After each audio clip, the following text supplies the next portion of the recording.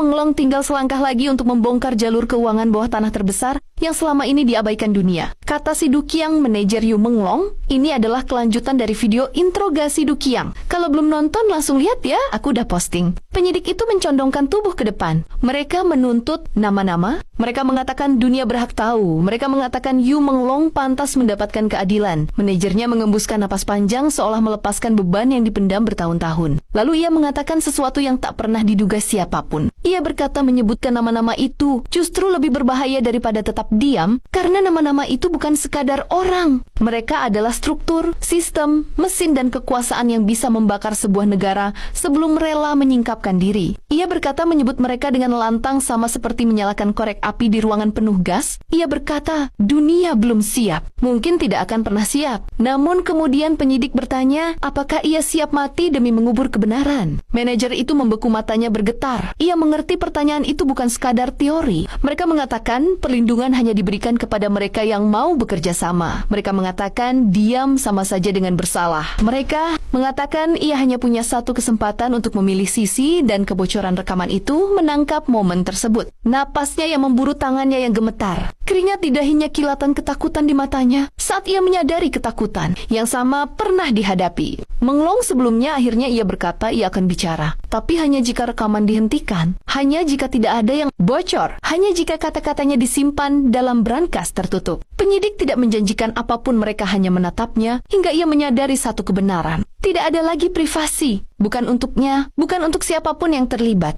Dan akhirnya ia mulai menyebutkan nama-nama itu satu persatu. Perlahan, hati-hati seolah setiap nama membawa jenis bahaya yang berbeda. Dalam kebocoran rekaman nama-nama itu disamarkan demi alasan hukum, tetapi reaksi mereka sudah cukup menceritakan segalanya. Para petugas tampak terkejut. Satu orang keluar dari ruangan. Yang lain mengumpat pelan. Manajer itu terus bicara 30 menit berisi nama, lokasi, struktur, kode, jalur, rekening, perjanjian tersembunyi, dan perang senyap. Ia berbicara hingga suaranya pecah, lalu keheningan memenuhi ruangan. Penyidik bertanya mengapa akhirnya ia memilih untuk bicara. Dengan suara nyaris berbisik, manajer itu berkata, ia lelah menjadi pengecut. Ia berkata, Yu Menglong Matai memperjuangkan kebenaran sementara dirinya hidup bersembunyi darinya. Ia berkata ia tak sanggup lagi memikul beban itu. Setiap malam ia mendengar suara Yu Menglong menyuruhnya berdiri untuk sesuatu yang nyata. Ia berkata rasa bersalah mengikutinya seperti bayangan yang tak bisa ia tinggalkan. Dan kini ia selesai berlari. Kebocoran itu ditutup dengan satu kalimat terakhir dari sang manajer, kalimat yang dalam hitungan menit mengguncang dunia. Ia berkata, kepergian Yu Menglong bukanlah akhir dari cerita ini. Ia berkata, sesuatu yang jauh lebih besar sedang datang. Sesuatu yang tak bisa dihentikan. Sesuatu yang akan mengguncang